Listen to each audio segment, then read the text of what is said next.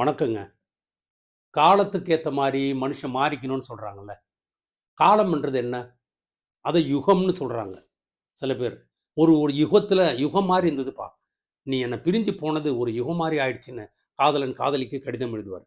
யுகம், காலம், அப்ப பீரியட் ஒரு பீரியடுங்க. அந்த பீரியட்ல அந்த காலத்துல இப்படிலாம் சொல்லுவாங்க இல்லையா? அப்படி பார்த்தீங்கன்னா, அம் அ திரேதா யுகம் அப்படின்னுவாங்க. அது ராமாயணம் நடந்த காலம்னு சொல்றாங்க. துவாபரா யுகம் அப்படின்னு சொல்றாங்க. அது மகாபாரதம் நடந்த காலம்னு சொல்றாங்க. இப்ப நடக்கிறது கலியுகம்.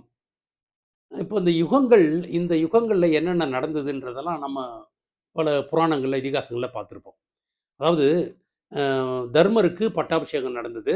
மகாபாரத போர் முடிஞ்ச பிறகு, தர்மருடைய பட்டாபிஷேகம், தர்மருடைய ஆட்சி ரொம்ப சிறப்பா இருக்கு. அருமையான ஆட்சி நடத்திக்கிட்டு இருக்காரு. குடிமக்களுக்கெல்லாம் ரொம்ப மகிழ்ச்சி. அந்த நேரத்தில ஒரு நாள் அரசவைக்கு ஒரு பஞ்சாயத்து வருது. 2 பேர் வராங்க.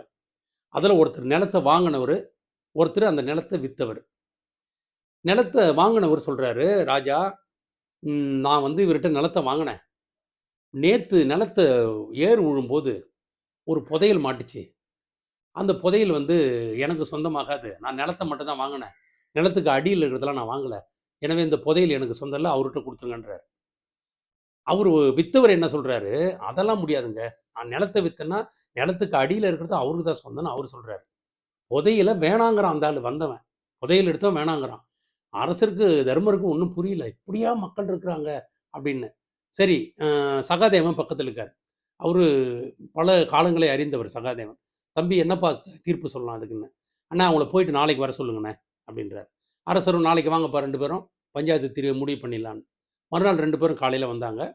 அப்போ வந்த உடனே அவன் நிலத்த வாங்குனவன் சொல்றான். ஏர் உழும்போது புதையல் எடுத்தான்ல, அவன் சொல்றான், "ராஜா, நிலத்த நான் வாங்குனேன்ல, நிலத்த நான் வாங்கிட்டா நிலம் எனக்கு தான் சொந்தம்.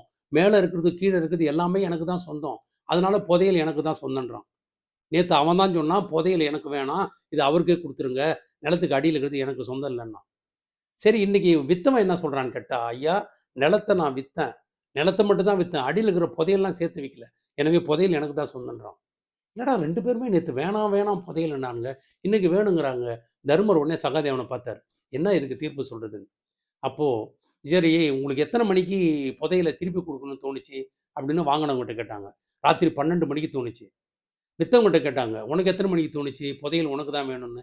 "ராத்திரி 12 மணிக்கு தோணுச்சு." "இந்த ராத்திரி 12 மணிக்கு என்னப்பா நடந்தது?" அப்படின்னு தருமர் சகாதேவன கேட்டார்.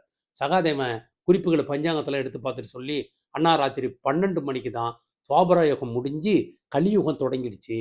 கலியுகம் தொடங்குனாலே எல்லா அட்டூழியங்களும், அநியாயமும் நடக்குன்றதுக்கு அறிகுறி.